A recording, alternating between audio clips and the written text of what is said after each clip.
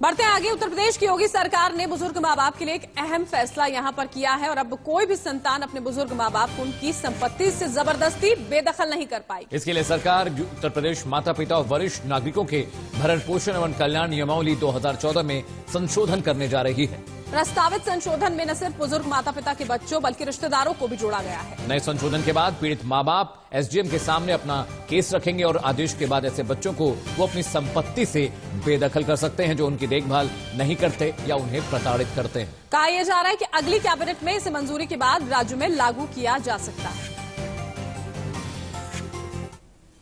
मौजूद है justice N Mittal साहब, जो कि यूपी स्टेट लॉ कमीशन के चेयरमैन हैं। सर, जो रिकमेंडेशन है उसकी जरूरत क्या थी? देखिए, भारत सरकार ने सीनियर सिटीजन और पेरेंट्स मेंटेनेंस वेलफेयर एक्ट 2007 में बनाया था। इसमें सभी राज्यों को अपने अपने नियम बनाने की शक्ति दी गई थी। इसमें व्यवस्था ये है कि अगर कोई बच्चे अपने माँ बाप की देखभाल नहीं करते हैं, उनका भरण पोषण नहीं करते हैं, तो इनको एक साधारण प्रक्रिया अपनाते हुए उनको एक एप्लीकेशन देनी होती है। उसके अंतर्गत उनको भरण पोषण की जिम्मेदारी बच्चों पर डाल दी जाती है। इसमें उत्तर प्रदेश ने वर्ष 2014 में नियमावली बनाई थी और उसके नियमावली में भी ऐसी कोई व्यवस्था नहीं थी।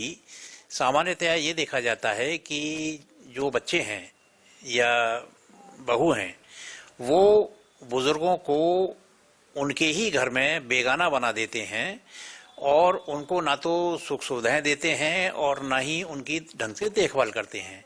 तो ऐसे में ये व्यवस्था की गई है कि अगर कोई बच्चे अपने माँ बाप की देखभाल नहीं करते हैं या उनको परेशान करते हैं तो वे माँ बाप अपने बच्चों को या अपने उनके जो कोई निकट संबंधी उस संपत्ति में रह रहे हैं तो वो ट्रिब्यूनल जो स्थापित किए गए हैं हमारे उत्तर प्रदेश में भी, उस ट्रिब्यूनल में एक एप्लीकेशन दे सकते हैं और उस एप्लीकेशन में यह कह सकते हैं कि हम अपने बच्चों को अपने घर में नहीं रखना चाहते।